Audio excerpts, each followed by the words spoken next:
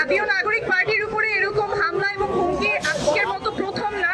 আমাদের তৃণমূলে যে নেতাকর্মীরা আছেন তারা কাজ করছেন, অনেকগুলো হুমকির মুখে তাদের কাজ করতে হচ্ছে। এরকম ঘটনা আরো হয়েছে, আমরা দেখেছি আমাদের কেন্দ্রীয় নেতাদের উপরেই হয়েছে। এই ঘটনা যাতে আর পুনরাবৃত্তি না হয়, এমন বাংলাদেশে আমরা ফেরত যেতে চাই না যেখানে সুস্থ রাজনীতি করা যাবে না, হুমকির মুখে পড়তে হয়, হামলার মুখে পড়তে হয়। আমরা আজকে আমাদের একদম কেন্দ্রীয় কার্যালয়ের সদস্য সচিবের উপরে যে আক্রমণ হয়েছে সেটা তীব্র নিন্দা জানাই এবং দ্রুত তদন্ত ও সুষ্ঠু বিচারের আহ্বান থাকবে এবং নতুন রাজনীতি, যেটা আমরা বলছি সুস্থ ধারার রাজনীতি, যেখানে আলোচনা হবে, মতবিভেদ হবে, মত পার্থক্য হবে, সেই রাজনীতি আমরা চাই। একে অপরের উপরে হামলা, প্রতিহিংসা, সেই রাজনীতিতে যাতে বাংলাদেশ আর ফেরত না যায়, সেই জন্য সকলের প্রতি আহ্বান থাকবে। ধন্যবাদ। সংগ্রামী সাথী বন্ধুগণ, বিক্ষোভ মিছিল পরবর্তী সমাবেশের এ পর্যায়ে বক্তব্য নিয়ে আসছেন জাতীয় নাগরিক পার্টি এনসিপির সংগ্রামী সিনিয়র যুগ্ম আহ্বায়ক জননেত্রী সামান্থা শারমিন। বক্তব্য নিয়ে আসছেন সামান্থা শারমিন। সংগ্রামী এনসিপির যত নেতাকর্মী আছেন, সর্বস্তরের নেতাকর্মীরা এবং সেই সাথে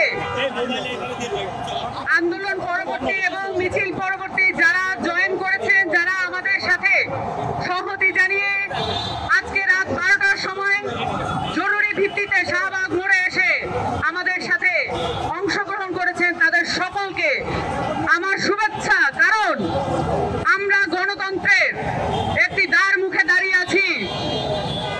আমরা দেখেছি গণ অভ্যুত্থান পরবর্তী সময়ে বিচার এবং সংস্কার নিয়ে নানান রাজনৈতিক মহলে কি ধরনের তালবাহানা হয়েছে। আজকে ককটেল বা এই গ্রেনেড বিস্ফোরণের এই ঘটনা শুধুমাত্র একটি নিদর্শন নয়, আমি বলতে চাই এটা একটি সেই ধরনের নিদর্শন যেটা দ্বারা বাংলাদেশকে আবার পুরনো এস্টাবলিশমেন্টে ফেরত নিতে যাচ্ছে। বাংলাদেশে গণ অভ্যুত্থানের পরে আমরা বলেছি বিচার এবং সংস্কারের ক্ষেত্রে সর্বোচ্চ আন্তরিকতা প্রয়োজন এবং সহযোগিতা প্রয়োজন। আপনারা সবাই দেখেছেন ঐক্যমত্য কমিশনে এবং সংস্কার কমিশনে সকল দলগুলোর কার কি অবস্থান ছিল। জনগণের কাছে তা পরিষ্কার, কারা বিচার চায়, কারা সংস্কার চায় আর কারা চায় না, এবং কোন মাত্রায় অসহযোগিতা করলে আজকে 10 মাস পরেও আমরা দৃশ্যমান বিচার এবং সংস্কার দেখতে পাচ্ছি না। এই ককটেল বিস্ফোরণকে, এই আমাদের সদস্য সচিবের উপর হামলাকে কোনোভাবে ইনোসেন্টলি দেখার কোনো সুযোগ নেই।